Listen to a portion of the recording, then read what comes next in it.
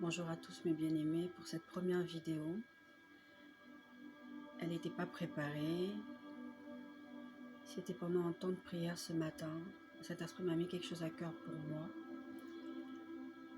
Et je voulais le partager avec vous pour vous encourager dans votre vie, dans votre marche avec le Seigneur.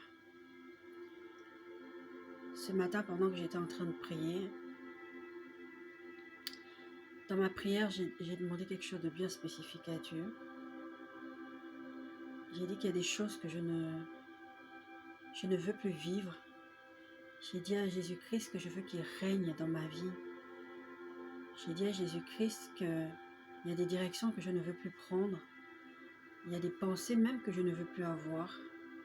Je veux que, Seigneur Jésus, tu règnes dans ma vie. Et j'ai eu cette prière. Il y a des choses dans ma vie, Seigneur, qui prennent la place. Il y a des choses dans ma vie qui prennent vraiment trop d'envergure, qui font que ton règne n'est pas absolu dans ma vie. Et j'ai dit au Saint-Esprit, Saint-Esprit, c'est comme dans une maison. Il y a des meubles à gauche, à droite. Il y a des placards, il y a des appareils, il y a tout un tas de choses qui prennent la place dans une maison. Et parfois, quand on veut rajouter quelque chose, on ne peut pas. Le Saint-Esprit est grand. J'ai toujours été étonnée comment Dieu peut vivre en nous à travers le Saint-Esprit. Le Saint-Esprit est grand, le Saint-Esprit est puissant. Je me suis toujours dit comment il fait. Et ce matin dans ma prière, c'était pousse, retire ce qui est dans ma vie, ce qui est dans moi, ce qui t'empêche de prendre toute cette place. Pousse, retire. Il y a des choses qu'il faut juste les déplacer, les mettre au bon endroit dans nos vies. Il y a des choses que Dieu a mis en nous qui ne sont pas encore efficaces parce qu'ils ne sont pas aux bons endroits. Et je voulais vous encourager ce matin à vous dire de faire cette prière aussi. Parce que Dieu va faire, Dieu fait. De dire à Dieu, de dire au Saint-Esprit de prendre toute la place. Il faut que Jésus règne dans nos vies. Il faut que Jésus règne dans ta vie. Il y a des choses sur moi qui sont des échecs, qui sont des choses difficiles, qui sont des... Il y a sûrement des choses qui ne vont pas dans ta vie aujourd'hui. Et que tu te dis, mais Seigneur, comment je fais? Il faut que Jésus règne. Soit Jésus est Seigneur de tout dans la vie. Je ne sais pas qui a dit cette phrase, mais cette phrase, elle me poursuit depuis quelque temps. Soit Jésus est Seigneur de toute ta vie, soit il est Seigneur de rien du tout. Jésus ne peut pas être Seigneur d'une partie de ma vie, des choses qui, même si elles peuvent être difficiles à mettre en place, même si elles peuvent être difficiles à comprendre, même si elles peuvent être difficiles à vivre, parce que c'est beaucoup plus facile pour nous de lâcher certaines choses. On ne veut pas juste que Jésus soit Seigneur de ces endroits dans nos vies, on veut que Jésus soit Seigneur de tout. Et la Bible dit que nous sommes morts en Christ en fait. Et ça, c'est aussi une phrase qui me poursuit depuis quelque temps. Si nous sommes morts en Christ, les morts ne parlent pas. Les morts ne décident pas. C'est Jésus qui règne. Rien ne doit plus venir faire obstacle à la vie divine en nous. Rien ne doit plus venir faire obstacle à ce que le Saint-Esprit prenne toute cette place, qu'il puisse faire toute la place. Vous savez, quand vous voulez organiser un événement chez vous, quand vous voulez faire une fête, quand vous voulez faire quoi que ce soit, et vous avez besoin d'espace, vous avez besoin de pousser les meubles. Poussez. J'ai dit Saint-Esprit, pousse, retire. Elle voit des choses qu'on a chez nous qui ne servent strictement à rien, qui sont là juste. Et on veut que le Saint-Esprit puisse prendre cette place. On veut que le Saint-Esprit puisse tout pousser, puisse tout retirer, jeter ce qu'il faut jeter, donner ce qu'il faut donner, si on n'a pas besoin. On veut que le Saint-Esprit prenne toute la place dont il a besoin pour se mouvoir dans nos vies. On aura l'occasion de revenir là-dessus, mais le Saint-Esprit agit. Il agit dans ma vie, il agit dans la vie de beaucoup d'autres. Mais mon encouragement ce matin, c'est de vous dire, laissez le Saint-Esprit enlever ce qu'il doit enlever dans vos vies.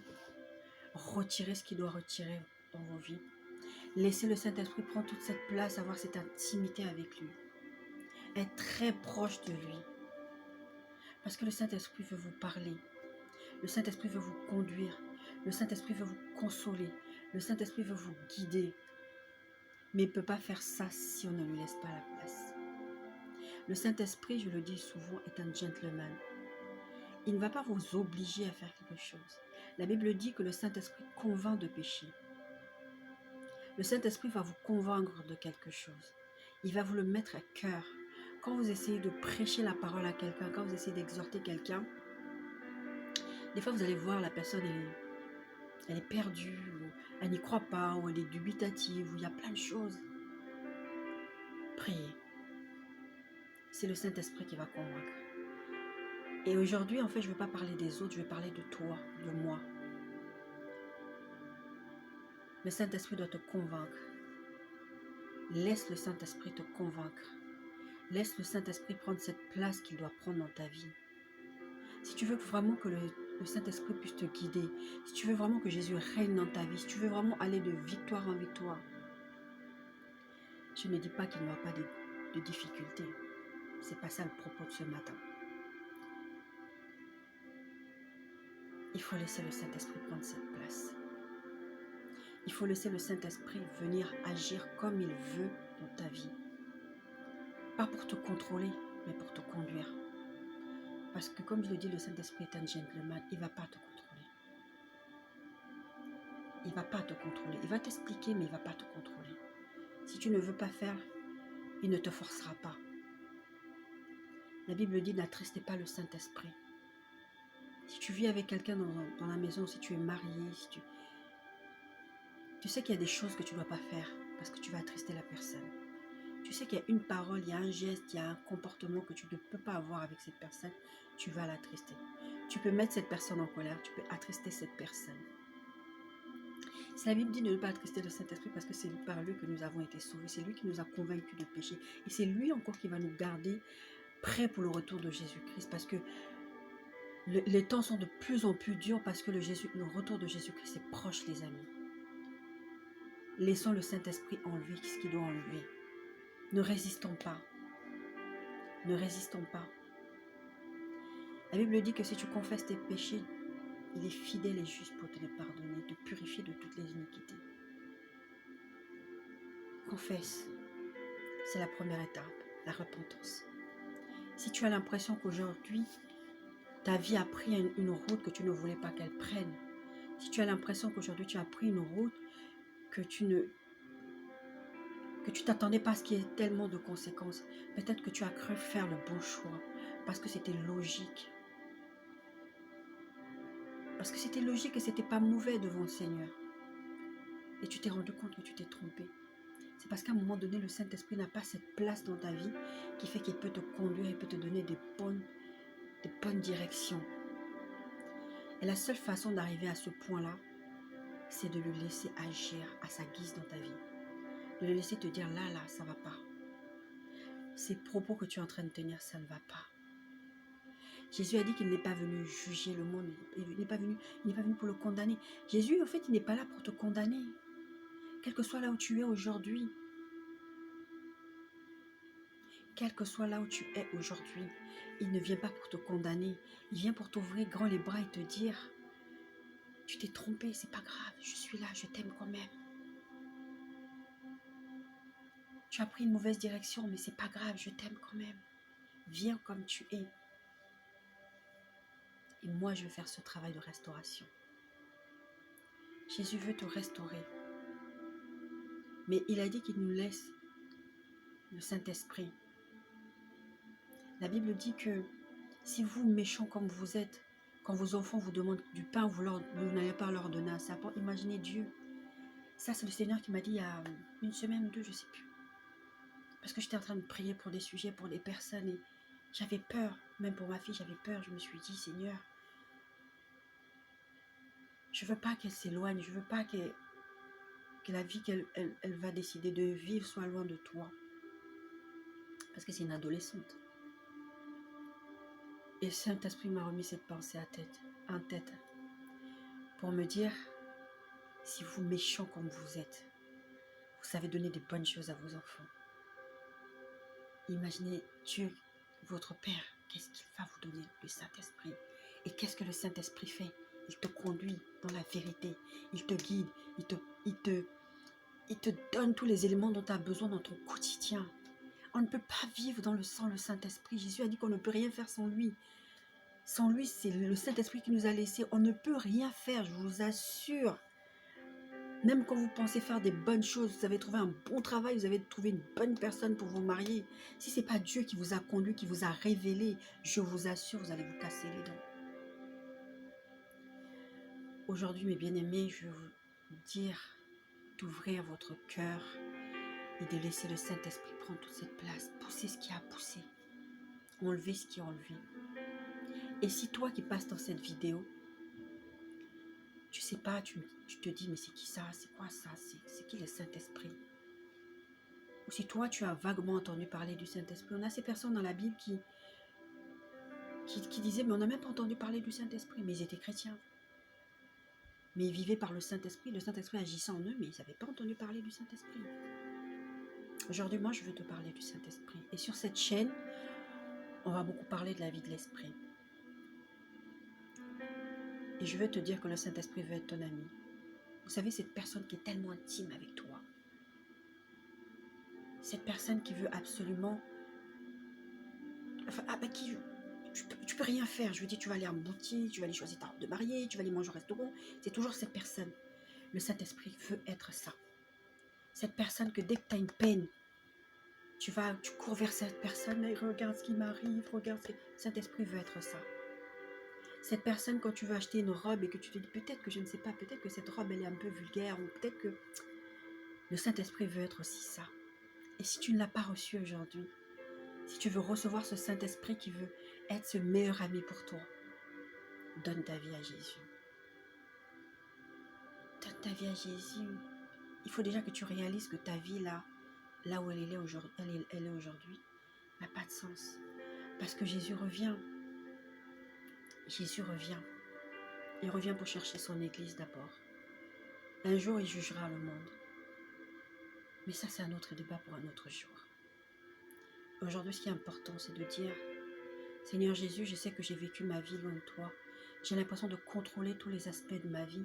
J'ai l'impression que même que tout va bien, mais je me rends compte qu'il y a une espèce de vide en moi, il y a quelque chose qui ne va pas. Parce que je vous assure, être chrétien, c'est pas juste parce qu'on a des problèmes et qu'on veut devenir chrétien, parce qu'on ne se sent pas bien, parce qu'on est dépressif, parce que... Oui, bien sûr. C'est un peu ce qu'on appelle dans le jargon informatique des clickbait. C'est des trucs qui nous amènent à rencontrer le Seigneur. C'est parce que souvent on est dans la difficulté, dans la dépression, dans les difficultés, dans des troubles tels qu'on a besoin du Seigneur. Mais Jésus ne nous juge pas parce qu'on a eu une difficulté, on a vécu quelque chose, on est venu vers lui. Bien au contraire. Et je vous assure, la plupart du temps, quand on a connu le difficile et qu'on est venu à Jésus dans le difficile, on a du mal à le quitter parce que justement, on sait d'où il nous a tirés. Et quand tu n'as rien à perdre, tu ne peux pas lâcher la personne qui a été là quand tu as eu besoin. Et je veux que vous goûtiez à ça aussi. Je veux que vous goûtiez ce Jésus. C'est Jésus qui s'est donné pour toi. C'est Jésus qui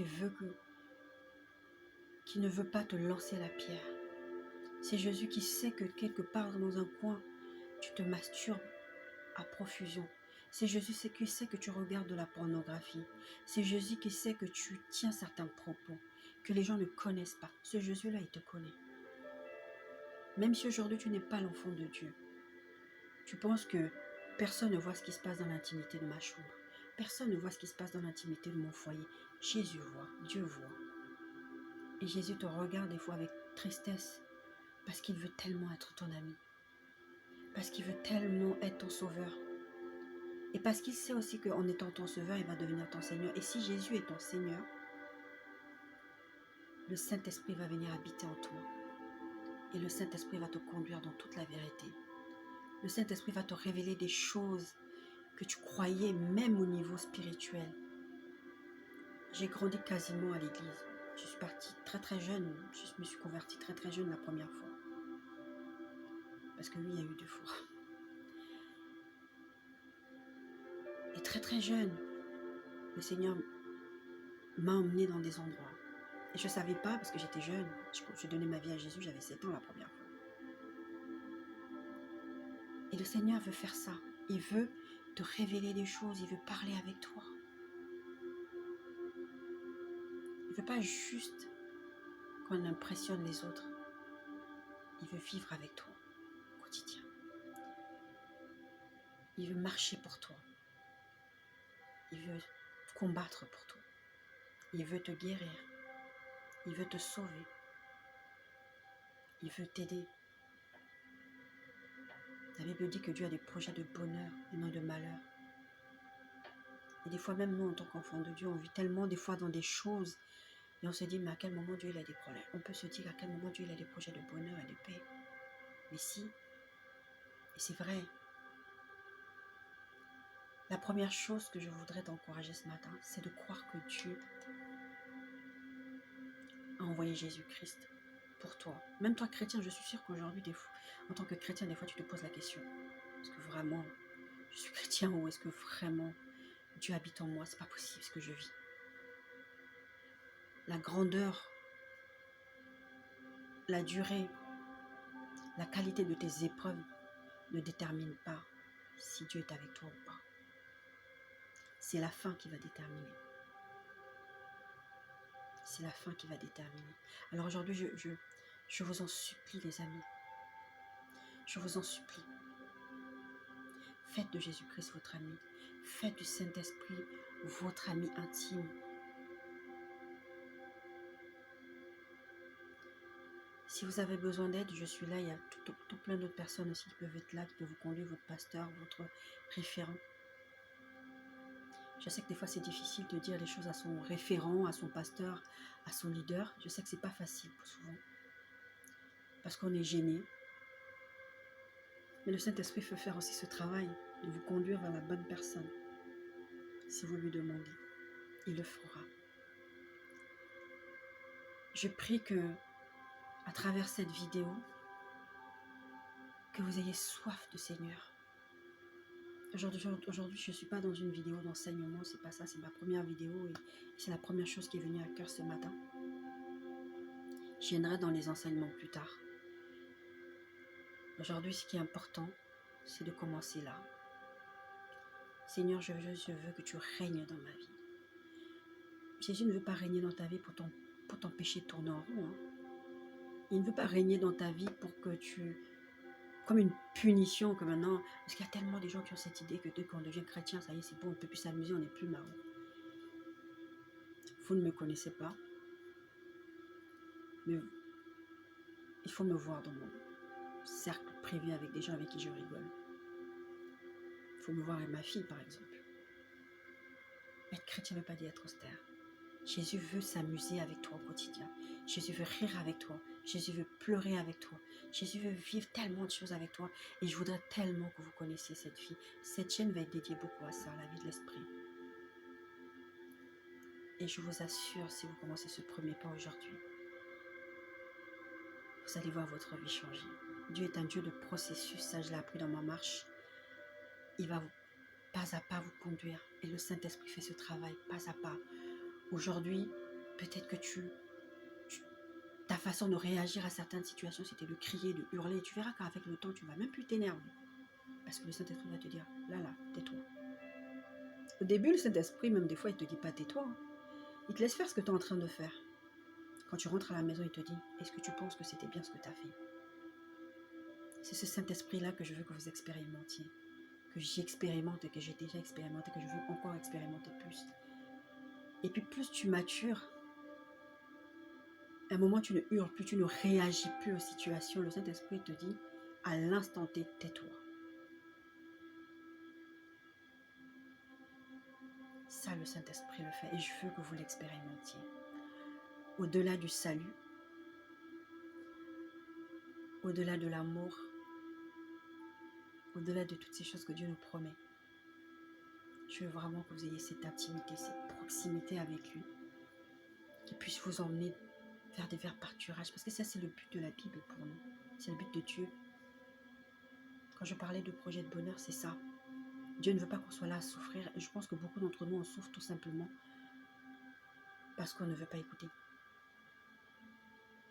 Parce qu'on ne veut pas laisser le Saint-Esprit nous conduire. Parce qu'on ne veut pas lui laisser toute cette place dont il a besoin, qui s'étale. Moi, je lui disais ce matin, étale-toi, partout où tu veux. Étale-toi. On ne veut pas le faire. Et si tu ne veux pas laisser le Saint-Esprit faire ça, il ne te forcera pas. Mais il y a des endroits de ta vie où tu vas être misérable. Et ce n'est pas la volonté de Dieu pour toi. Voilà. Soyez bénis. Faites du Saint-Esprit votre meilleur allié, votre meilleur ami. Faites de Jésus-Christ votre Seigneur. À bientôt.